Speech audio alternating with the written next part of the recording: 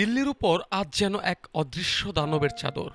ভোরের আলো ফোটার আগেই শহরটাকে গিলে ফেলছে ঘন ভারী বিষাক্ত ধোঁয়া। হাইওয়ে, মাঠ, ফ্যাক্টরি সবকিছুই ধূসর হয়ে খটখটে নীরব।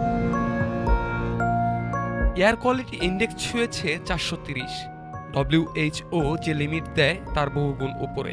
মানুষ হাঁটছে কিন্তু নিঃশ্বাস নিতে সাহস পাচ্ছে না। ডাক্তাররা সতর্ক করছেন, এটা কুয়াশা নয়, এটা আস্তে আস্তে মানুষকে মেরে ফেলা বাতাস।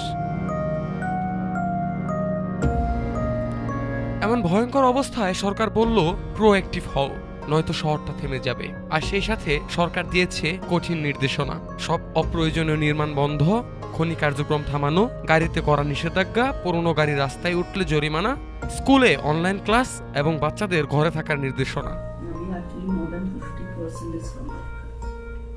কিন্তু পরিবেশ বিশেষজ্ঞ সম্বানী শুল্কা হুঁশিয়ার করে দিলেন, এগুলো আগুন লাগার পর পানি ঢালার মতো কাজ।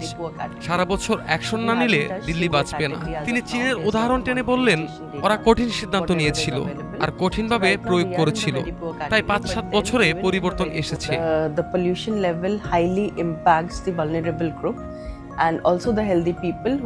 সম্ভাবী শুল্কার কথায় ভবিষ্যতের চিত্রটা স্পষ্ট।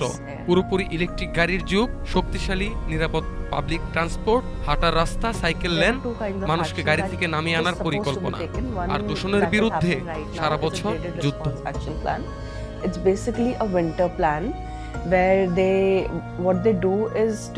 এদিকে দিল্লি PWD ছুড়ে দিল আরেক অস্ত্র।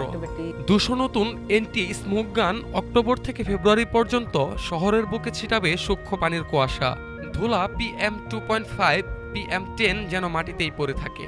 কিন্তু প্রশ্ন রয়ে গেছে, ধোঁয়া কি থামবে বন্দুকে পানি ভরলে, নাকি শহরকে বদলাতে হবে ভিতর থেকে মাটির শিকড় পর্যন্ত?